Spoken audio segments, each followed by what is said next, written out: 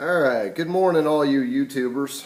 My name's James and I've been doing these posts for a while now. I've come up with several generations of these Tcopters, and I'm going to first of all give thanks to Hall Studios. He's a person that pretty much got me started on these. But like any kind of RC model, everything goes through its evolution. This is my Gen 5. My Gen 5 has had several changes. My Gen 1 basically was a Y-copter, so it really don't even count. Gen 2 was literally a replicate of Hall's Tcopter, 14-inch long by approximately a 2-foot span on the booms. 3 was kind of a little bit of a modification to it, thinking that I knew better than somebody else, but I didn't. And then 4 was basically another Tcopter, but I tried to use these fiberglass rods. Fiberglass is a great thing, and it seemed to work, but they were just heavy. So another trial and error. I had them on both the front booms as well as the back boom, and I don't know, it just either call it the amount of work that was needed, or I just didn't like them. I don't know, but going back to what I ended up doing with the frame, Gen 3, typical story. I've got it back here. Hang on just a second. After Gen 3, I got a creative idea. I was working on Gen 4, and I looked at it, and I all of a sudden, what if I put these holes on the side? It's got the same strength. Make a long story short, I'm sure this one would fly, but my holes didn't come out the best in the world. I do have a CNC, so my CNC got put to work, and that's when I came up with my Gen 5. Now, my Gen 5, obviously, it goes back to wood. I'm running 1/2-inch booms square on the front spar. I'm running a 3/4-inch boom, however, on the back. Now, people are probably wondering, well, what the hell are you doing there? Well, number one, the biggest thing is I wanted meat on the yaw mechanism. I didn't want something floppy. Number two, I wanted meat up here on the main body connection. I didn't want anything snapping on me there. And again, I had that brain fart. And these little holes right here along the side I thought looked rather cool, and it's a nice little place to put your wire ties through and all that.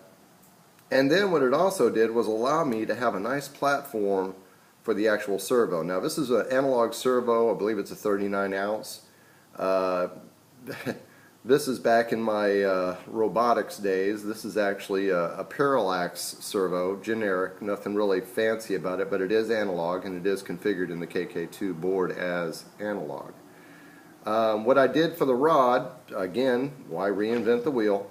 The fiberglass rods I was talking about, I just cut me a stick of that and basically changed it. Instead of using the aluminum rods or screws like Hall does, I basically put that 3/8-inch rod through, and if I really wanted to, I've got enough room now where I can actually put a collet in here and a collet out here to lock that in place instead of worrying about gluing or screws or whatever. But anyway, I thought it was a rather cool idea, and it seems to hold up right now.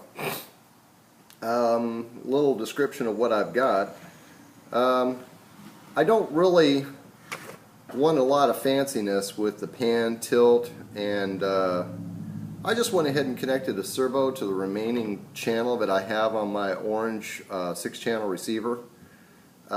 This is just basically a switch on my receiver, or my transmitter I mean, that allows me just to go up or down, and I've got it set at a good angle where it basically, it's spot on.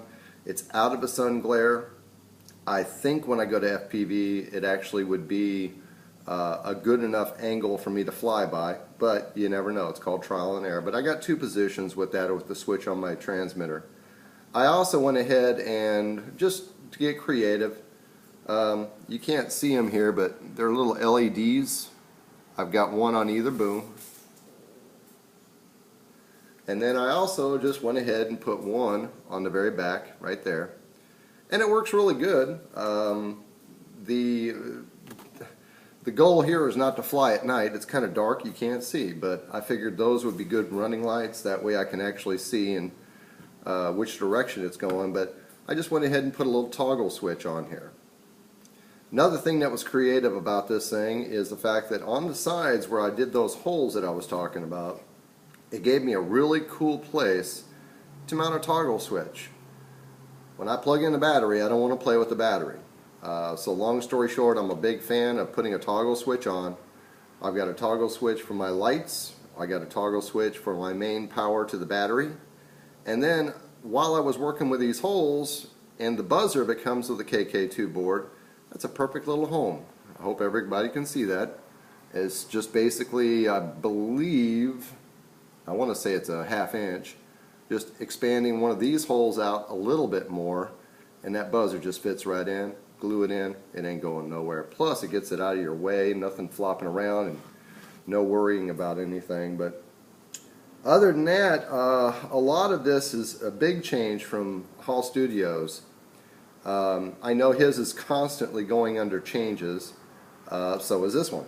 His fuselage, and I've got the old fuselage over here. This is just the top plate, but you can see that's a big fuselage. And unless I read or heard him wrong on his postings, this is the dimension it's supposed to be. But mine is 3 inches shorter in length, same width, same design on the front. But I basically shortened it down because I literally had a 3-inch pocket up here that was doing absolutely nothing. And when you're dealing with a multi-rotor, you better save space.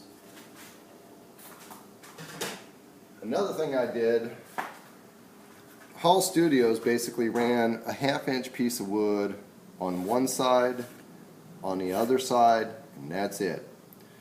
He also ran one up here as a kicker for the front spars. That way it doesn't fold forward. It'll fold backwards, but it won't fold forward. I don't have that, and I probably will put it back onto my Gen 5. I'm not sure just yet. But the biggest thing that I changed, and you can see it, this is the old version, but the design is still the same. I basically ran with, I believe this is like 3/16 birch, and I basically made the walls out of that for weight. I also took 1/2 inch and put these as mounting points as well as supports for the wall. That way I don't have any flopping around. It's pretty stout, and this one, before I changed it out, took some major abuse. If I don't pull it out of trees or go fish it out of a lake. Anyway, we won't go with that. Other than that, what I also had to do before, and obviously if I'm running with, this actually is a deeper well, and on Gen 5 as well. This is deeper than Hall Studios because he's running a 1/2 inch piece. I'm running pretty close to a 1 inch piece, and that does several things for me. Number one, I'm able to accommodate a 1/2 inch boom in the front. I just shim it and basically get a little, build up on it. You can probably see it there, right there, that lip. And then what it also allows me to do is to put a 3/4 inch piece on the back. So yeah, I gain a little bit, but I lose some because I'm not running a 1/2 inch piece. I lose a little bit because basically I'm not running that, and it's some good support, but this just gives me an overall frame structure. He doesn't even run these back pieces. I do. That's just me. Just like he says, it's just the way I do things. You do it the way you want to do it. Anyway, it's a good idea. Basically, you can see on my Gen 5, I don't know if I can get it on camera here, but gotta manipulate this thing here. You can see how it all works out. It works out really tight from back to front. It's right at, I believe, 11 inches. Another quick point to make too is no matter what you do with the frame, no matter what you do with the booms, if you buy things like I buy things, Home Depot, Lowe's, whatever, Things are not perfectly straight and true unless you want to spend a lot of time on them. Learn how to balance these things. Do not balance it on the frame. Do not balance on the frame.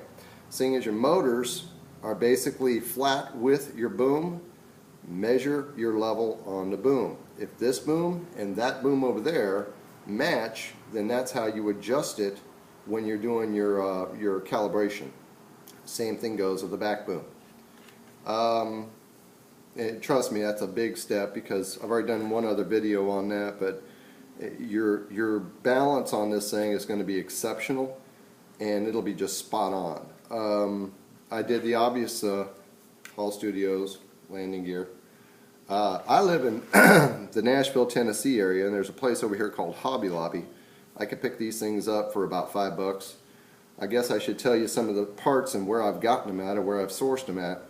Hobby Lobby is local, so basically I go with my APC props. I've got 10x47s. I've got the ERC 480S motors on here. Again, they're local. The 480Ss have been my go-to so far and probably will remain my go-to. They come with a 1-year warranty. I've crashed and burned these and haven't bent a shaft yet, even though their reviews say they suck. But hey, life's a bitch. Let me think here real quick. The battery is basically a power wing. It's a 3300, a LiPo battery, 3-cell.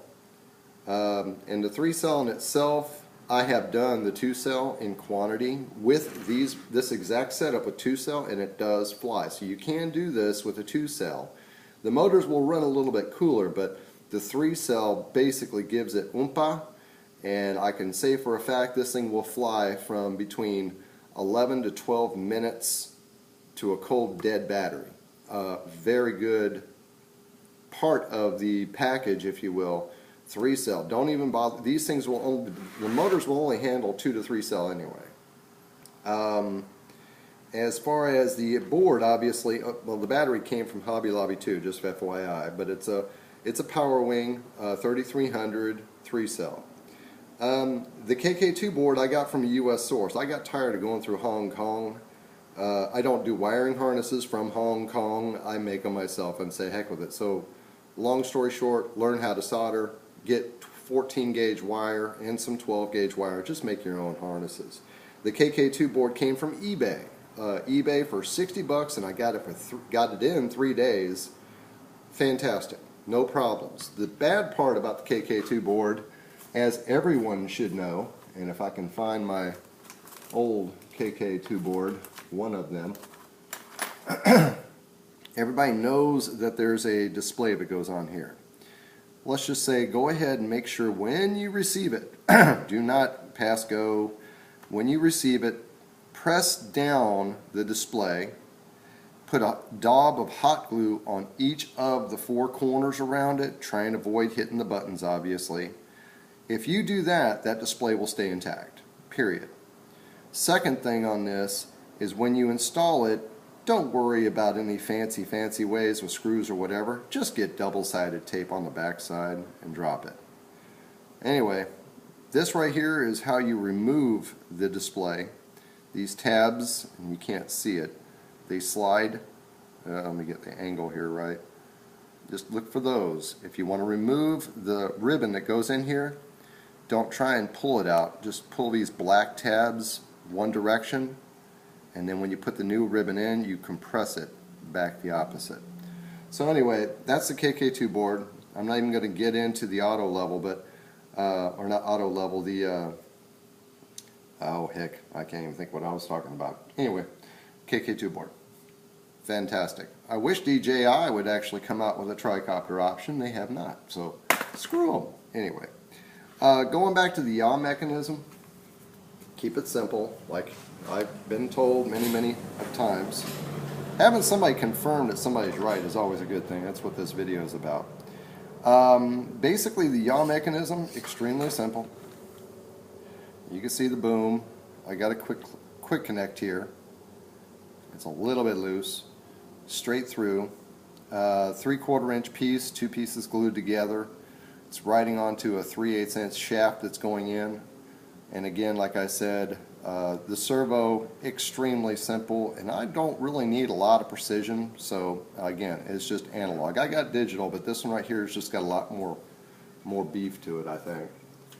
Anyway, the other things that I've done to this one, not really a lot. I'm running 3 speed controllers in here, obviously. Again, going back to stuff that I can go down to my local hobby shop to get is what I've been focusing on. They're basically ERC speed controllers, ERC 25A rapid drive speed controllers. They originally were not rapid drive. I had to actually flash them, but my local hobby shop actually flashed them for me. So really thanks to them for that. But you know, no hobby shop is going to satisfy every single thing you need for your hobby. I've gone down there more times than I care to admit. I ain't got it. Wiring harness, wires, zip ties for the matter sometimes, but you know, sometimes they're just not going to be able to satisfy what you're looking for. I've flown this thing in wind. I've flown this thing in good and bad conditions. I've flown it into trees. I've lost one. That was, by the way, Gen 3, I think it was. Yeah, Gen 3 is across the street. Anybody finds it, you know, basically I'll give them a $50 reward for $400 worth of parts that I had to go rebuy. This is not a cheap hobby, but for the full package, including the battery, I'm not even going to count the frame, because the frame I can always make. The problem is these components. They're just hard to come by, and getting them all in one source is almost impossible. For the full package, we're probably talking about $300. But the APC props, like I said, 10 by 4.7s. I've got 11 4.7s, and they just run those motors too hot.